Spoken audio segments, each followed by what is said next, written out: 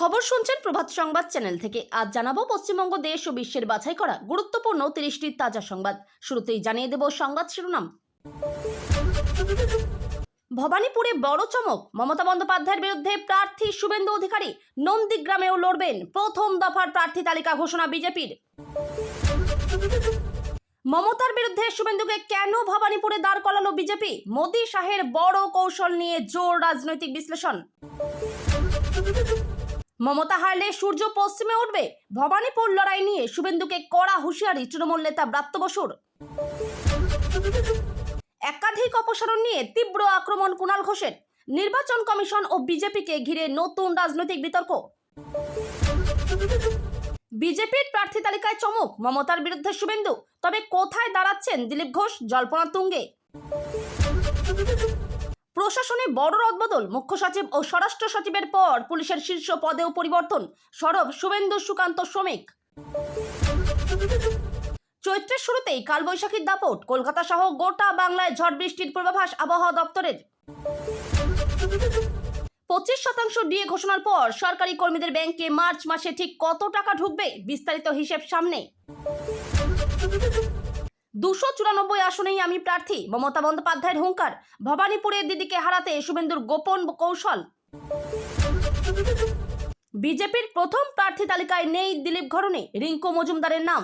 Ticket না পেয়ে কি বললেন তিনি? মালদহে বড় রদবদল, দীপা দাস মুন্সির প্রত্যাবর্তন। বাদ তৃণমূলের হেভিওয়েট মন্ত্রী, কারা ইন কারা আউট। মুখ্যমন্ত্রী ধর্নায় সাধু সেজে হাজির রহস্যময় ব্যক্তি, চাঞ্চল্যকর ব্যাখ্যা রামকৃষ্ণ সারদা মিশনের। বিবেচনাধীন ভোটারদের বড় অংশের নিষ্পত্তি সম্পন্ন, বাকি কাজ দ্রুত শেষ হবে, জানালেন রাজ্যের সিও। তৃণমূল ছাড়লেন আরাবুল ইসলাম, ফুরফুরা শরীফ থেকে নতুন জীবন শুরু করার ঘোষণা। বামফ্রন্টের প্রার্থী তালিকা প্রকাশ, বড় চমক ছাড়াই বিভিন্ন কেন্দ্রে কারা লড়ছেন জানুন বিস্তারিত। ব্যক্তিগত বিতর্ক থাকলেও আস্থা বিজেপির, আবারও প্রার্থী সেই চন্দনা। রাজনীতিতে নতুন বিতর্ক। ভোট ঘোষণার পরে রাষ্ট্রপতির সঙ্গে সাক্ষাৎ রাজ্যপালের, তৃণমূলের জন্য কি বাড়ছে রাজনৈতিক চাপ? রাষ্ট্রপতির অনুষ্ঠানে তৃণমূলের বয়কট ভেঙে হাজির সৌগত রায়, দলবিরোধী নয় বলেই দাবি নেতৃত্বের। নির্বাচন কমিশনের নির্দেশে ডিজি পদ থেকে সরানো পীযূষ পাণ্ডেকে নিজের কাছে রাখলেন মুখ্যমন্ত্রী। বাংলায় সুষ্ঠু ভোটে কড়া নজর কমিশনের, 2200 কোম্পানি, কেন্দ্রীয় বাহিনী ও ড্রোন নজরদারির পরিকল্পনা। গ্যাস সংকট ও মূল্যবৃদ্ধির প্রতিবাদে পথে নামলেন মমতা বন্দ্যোপাধ্যায়, শুরু বড় মিছিল। ভাঙড় রাজনীতিতে নতুন টানাপোড়েন, আরাবুলকে ঘিরে জল্পনার মাঝে নওশাদ গেলেন হাইকোর্টে। ভোটের আগে ডিএ ঘোষণাকে ভুয়ো প্রতিশ্রুতি বললেন শুভেন্দু, মমতার টুইট নিয়েও কটাক্ষ। দায়িত্ব নিয়েই বড় বার্তা নতুন পুলিশ কমিশনারের, প্রত্যেক নির্বাচনে চ্যালেঞ্জিং, ব্যর্থ হব না। নন্দীগ্রামে শুভেন্দুর নামে দেওয়াল লিখন ঘিরে বিতর্ক, তৃণমূল নেতা সুফিয়ানের কড়া প্রতিক্রিয়া। সাংবাদিক থেকে সরাসরি বিধায়ক প্রার্থী, বিজেপির বড় চমক সন্তু পান কোন কেন্দ্রে লড়ছেন? ভাটপাড়ায় বিজেপির বড় চমক, অর্জুন সিং নন অন্য প্রার্থী ঘোষণা করে জল্পনা বাড়ালো গেরুয়া শিবির। বাংলায় প্রথম দফায় বিজেপির প্রার্থী তালিকা প্রকাশ, কোন কেন্দ্রে কে লড়ছেন দেখে নিন। মাত্র 5 মিনিটে গ্যাস সিলিন্ডার বুকিং, নতুন সহজ পদ্ধতি জানালো ইন্ডিয়ান এক্সপ্রেসের রিপোর্ট। ভোটের আগে লক্ষ্মীর ভান্ডার নিয়ে বড় খবর, নতুন আপডেট সামনে আসতেই চর্চা তুঙ্গে। এতক্ষণ শুনছিলেন সংবাদ শিরোনাম। বিস্তারিত খবর শোনানোর পূর্বেই আপনাদের কাছে করব একটি ছোট্ট অনুরোধ, আমাদের চ্যানেলে নতুন হয়ে থাকলে চ্যানেলটি সাবস্ক্রাইব করে পাশে থাকবেন। আসছি বিস্তারিত খবরে। পশ্চিমবঙ্গের আসন্ন বিধানসভা নির্বাচনকে ঘিরে ইতিমধ্যেই উত্তপ্ত হয়ে উঠেছে রাজ্যের রাজনৈতিক পরিস্থিতি। বিশেষ করে ভবানীপুর কেন্দ্রকে ঘিরে জোর রাজনৈতিক লড়াইয়ের আভাস মিলছে, কারণ এই কেন্দ্র থেকে দীর্ঘদিন ধরে নির্বাচনে লড়ে আসছেন রাজ্যের মুখ্যমন্ত্রী মমতা বন্দ্যোপাধ্যায়। অন্যদিকে বিজেপির তরফে শোনা যাচ্ছে এই কেন্দ্র থেকে প্রতিদ্বন্দ্বিতা করতে পারেন বিরোধী দলনেতা শুভেন্দু অধিকারী। এই জল্পনার মাঝে তৃণমূল কংগ্রেসের তরফে কড়া বার্তা দিয়েছেন রাজ্যের মন্ত্রী ব্রাত্য বসু। তিনি স্পষ্ট ভাষায় বলেন, ভবানীপুরে মমতা বন্দ্যোপাধ্যায়কে হারানো কার্যত অসম্ভব। ব্রাত্য বসুর কথায়, যদি মমতা বন্দ্যোপাধ্যায় ভবানীপুরে হারেন তাহলে সূর্য পশ্চিম দিকে উঠবে। তৃণমূল নেতার এই মন্তব্যের পরেই রাজনৈতিক মহলে শুরু হয়েছে তুমুল আলোচনা। তৃণমূলের দাবি, ভবানীপুরে মমতা বন্দ্যোপাধ্যায়ের জনপ্রিয়তা এতটাই বেশি যে সেখানে অন্য কোনো প্রার্থীর যেটা অত্যন্ত কঠিন। অন্যদিকে বিজেপির তরফে বলা হচ্ছে নির্বাচনের চমক দেখা যেতে পারে। শুভেন্দু অধিকারী ইতিমধ্যে নন্দীগ্রামে মমতার বিরুদ্ধে লড়াই করে জয়ী হয়েছেন। সেই অভিজ্ঞতা থেকে এবার ভবানীপুরেও কঠিন লড়াইয়ের ইঙ্গিত দিচ্ছে বিজেপি শিবির। ফলে নির্বাচন যত এগোচ্ছে ততই বাড়ছে ভবানীপুর কেন্দ্রের রাজনৈতিক গুরুত্ব।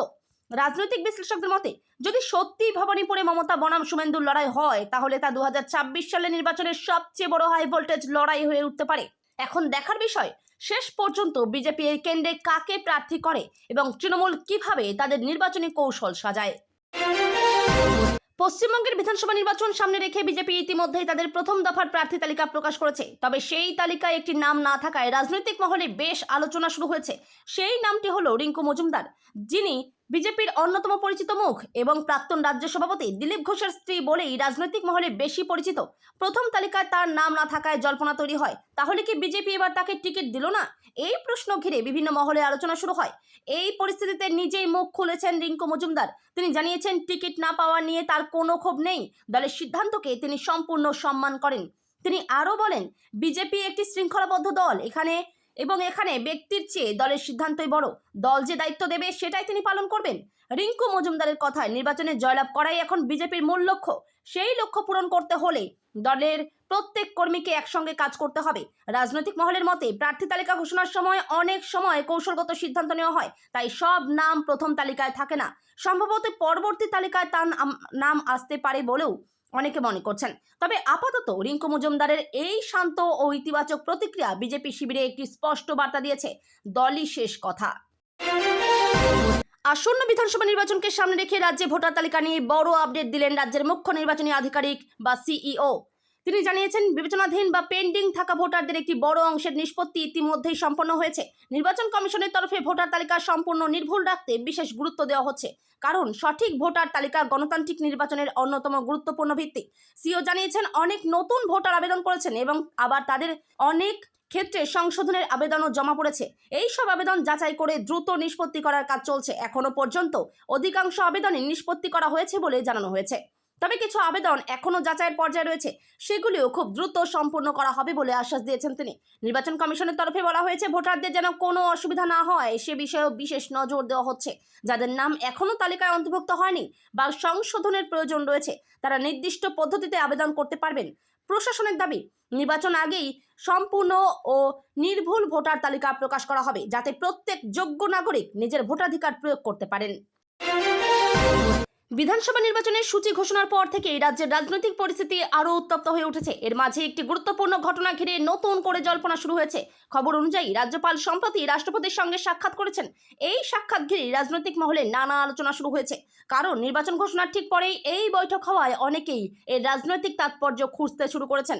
বিভিন্ন মহলের মতে, রাজ্যের বর্তমান প্রশাসনিক পরিস্থিতি এবং নির্বাচনকে কেন্দ্র করে বিভিন্ন বিষয় নিয়ে আলোচনা হতে পারে এই বৈঠকে। যদিও সরকারিভাবে এই বৈঠকের বিস্তারিত কিছু জানানো হয়নি, তবে বিরোধী শিবিরের দাবি, রাজ্যের আইন শৃঙ্খলা পরিস্থিতি নিয়ে কেন্দ্রের কাছে রিপোর্ট যেতে পারে। অন্যদিকে তৃণমূল কংগ্রেসের তরফে বলা হচ্ছে, এই বৈঠককে অযথা রাজনৈতিক রং দেওয়া হচ্ছে।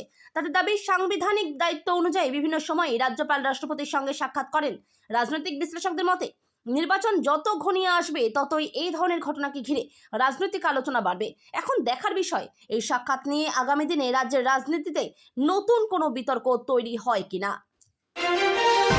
পশ্চিমবঙ্গের আসন্ন বিধানসভা নির্বাচনকে সামনে রেখে নির্বাচন কমিশন নিরাপত্তা ব্যবস্থা আরও জোরদার করার সিদ্ধান্ত নিয়েছে। সুষ্ঠু ও শান্তিপূর্ণ ভোট করাতে এবার রাজ্যে মোতায়েন করা হবে বিপুল সংখ্যক কেন্দ্রীয় বাহিনী। সূত্রের খবর অনুযায়ী প্রায় 2200 কোম্পানি কেন্দ্রীয় বাহিনী রাজ্যে মোতায়েন করার পরিকল্পনা রয়েছে। এর ফলে ভোটের সময় নিরাপত্তা ব্যবস্থা আগের তুলনায় অনেক বেশি শক্তিশালী হবে বলেই মনে করা হচ্ছে। নির্বাচন কমিশনের তরফে জানানো হয়েছে, প্রতিটি স্পর্শকাতর বুথে বিশেষ নজর রাখা হবে। সেই সঙ্গে ড্রোনের মাধ্যমেও বিভিন্ন এলাকায় নজরদারি চালানো হবে। ড্রোন নজরদারির মাধ্যমে ভোটের দিন বিভিন্ন বুথ ও আশেপাশের পরিস্থিতি পর্যবেক্ষণ করা হবে। কোথাও কোনো অশান্তির পরিস্থিতি তৈরি হলে দ্রুত সব ব্যবস্থা নেওয়া হবে বলে জানানো হয়েছে। এছাড়াও রাজ্যের বিভিন্ন জেলায় অতিরিক্ত পুলিশ ও নিরাপত্তা কর্মী মোতায়েন করা হবে। নির্বাচন কমিশনের দাবি, ভোটাররা যাতে নির্ভয়ে ভোট দিতে পারেন সেই বিষয়টিকে সর্বোচ্চ গুরুত্ব দেওয়া হচ্ছে। রাজনৈতিক মহলের মতে পশ্চিমবঙ্গের নির্বাচনে অতীতে বহুবার অশান্তির অভিযোগ উঠেছে, তাই এবার কমিশন আগেভাগেই কঠোর পদক্ষেপ নিচ্ছে। ড্রোন নজরদারি এবং বিপুল বাহিনী মোতায়েনের সিদ্ধান্তকে অনেকেই বড় পদক্ষেপ হিসেবে দেখছেন। এখন দেখার বিষয় এই কঠোর নিরাপত্তা ব্যবস্থার ফলে ভোট কতটা শান্তিপূর্ণভাবে সম্পন্ন হয়।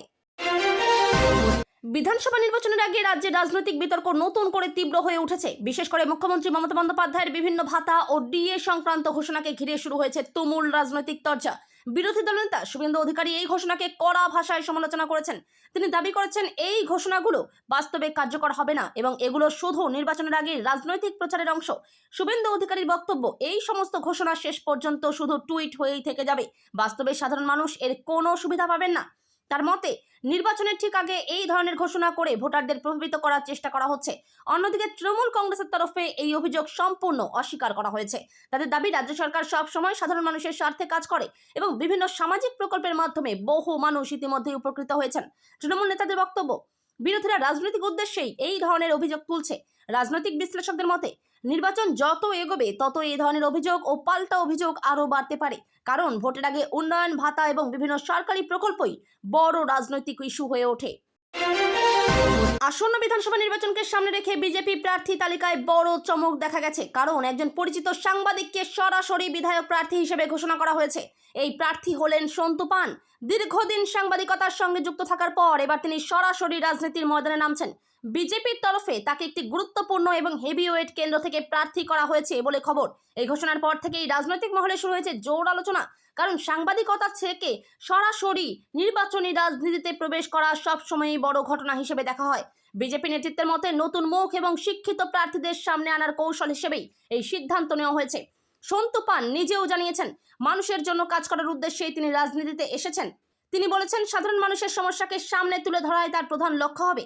রাজনৈতিক বিশ্লেষকদের মতে নতুন মুখদের সামনে এনে বিজেপি ভোটারদের কাছে নতুন বার্তা দিতে চাইছে। এখন দেখার বিষয় নির্বাচনে এই নতুন প্রার্থী কতটা প্রভাব ফেলতে পারেন।